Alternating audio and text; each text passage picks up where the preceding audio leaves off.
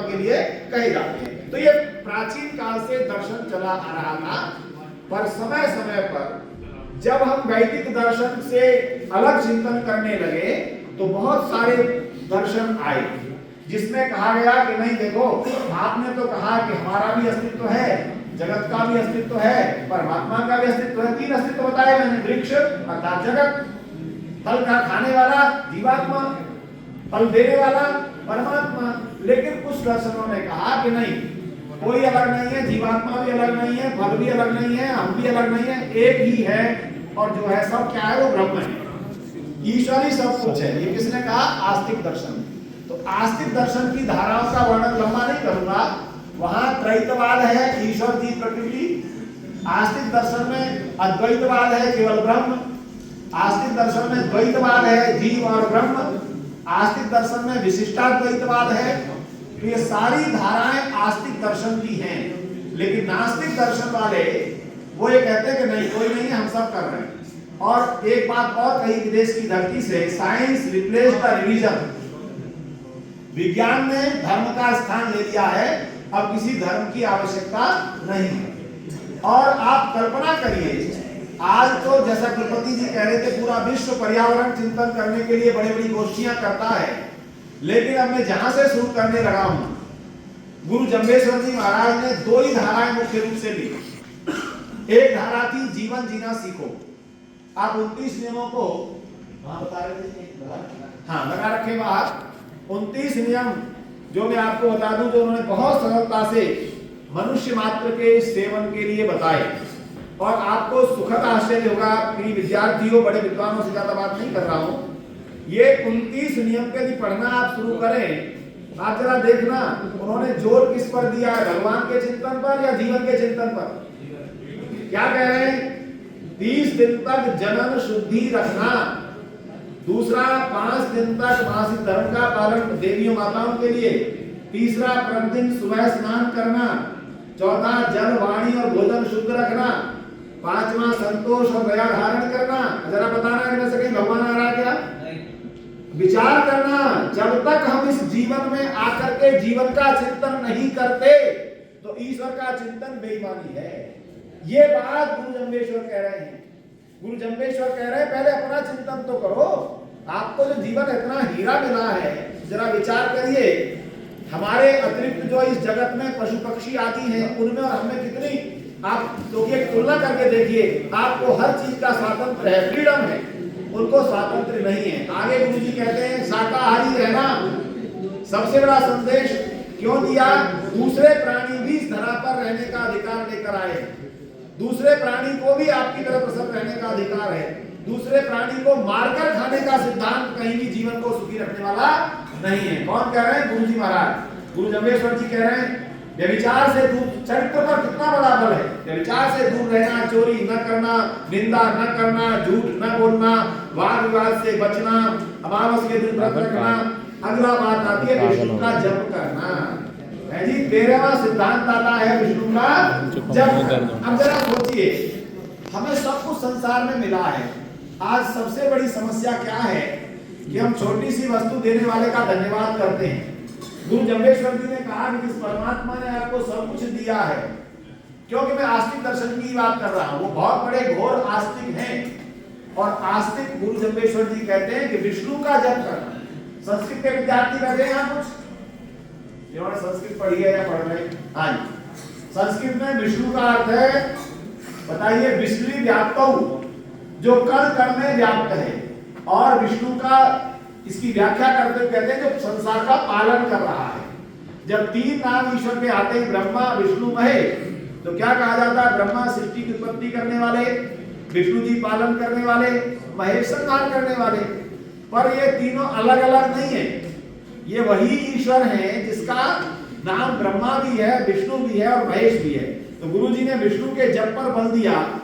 जिस काल में गुरु जी का जन्म हुआ, मैंने आपसे निवेदन किया कि आस्तिक दर्शन धीरे धीरे विभागों में बट रहा था। बहुत सारी शाखाएं उसकी हो गई थी और उसमें से कोई बहुत ज्यादा बल दे रहा था तप पर। जैसे नाथ संप्रदाय की बात स्वामी जी महाराज ने की, तो गुरु गोरखनाथ जी का जो दर्शन है वो घोर तप का है, तपस्या का है, कठोर तप का है। कठोर तप से लोग बचना चाहते हैं। बीच में ऐसा भी दर्शन आया जिसमें कर्मकांड बहुत हावी हुआ, बड़े बड़े महायज्ञ किए जाए, बड़े आयोजन किए जाए, उन आयोजनों में इतना घी हो, इतना ये हो, और तो और बीच में जब वामपंथ आ गया, वाम मार्ग, पशु की बलि दी जाए, बालक की बलि दी जाए। इन सब धाराओं में से विभिन्न धाराएं निकली जिसे हमें जानना चाहिए। और एक धारा फिर आई उसी काल में, वो थी भक्ति धारा। भक्ति काल जिसे पूरा कहा जाता है भक्ति धारा।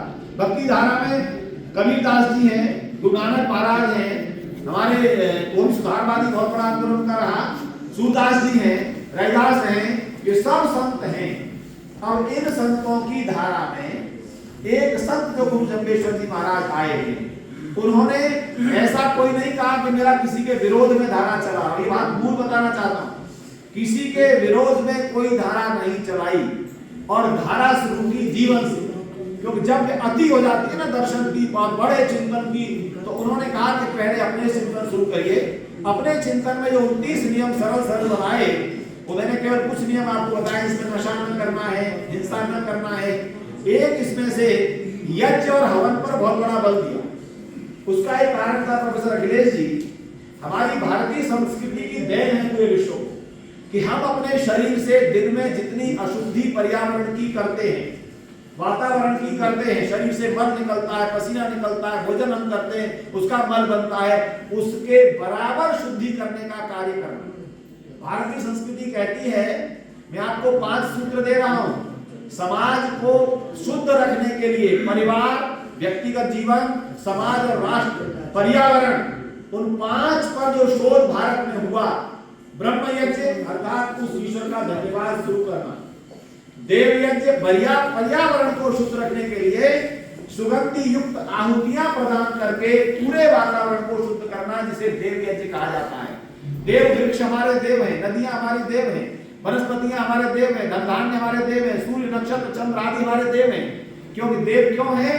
क्योंकि ये हमको दे रहे हैं, जीवन दे रहे हैं। उन देवों के प्रति जो कर्तव्य है, ये जो देवों के प्रति कर्तव्य है, उसको बताने के लिए देव, उसका धन्यवाद करने के लिए देव यज्ञ, पर्यावरण शुद्धि का जो महत्वपूर्ण हमारा अंग था वो देव यज्ञ था।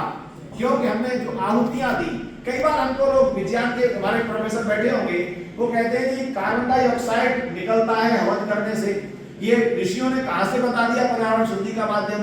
कभी आप गोष्ठी करिए आचार्य जी, प्राचार्य जी, कि जो केवल वैदिक हवन पर साइंस है, पूरा विज्ञान, कितनी प्रकार की गैसों का परिवर्तन। स्वामी जी महाराज ने कहा हवन करने के लिए बताओ, किसी ने बबूल की लकड़ी बताई कभी? आम के अलावा आम, बड़, पीपल, देवदार, ये क्यों बताए गए?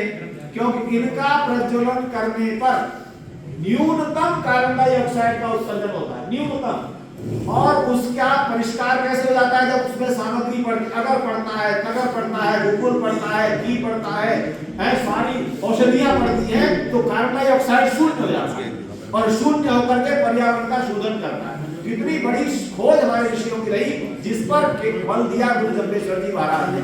हवन करने के लिए महत्वपूर्ण उन्होंने सिद्धांत दिए।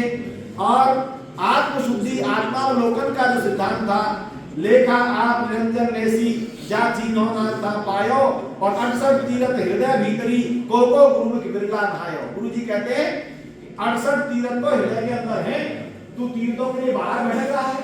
असली तेरा तीर्थ कहाँ है? अंदर है।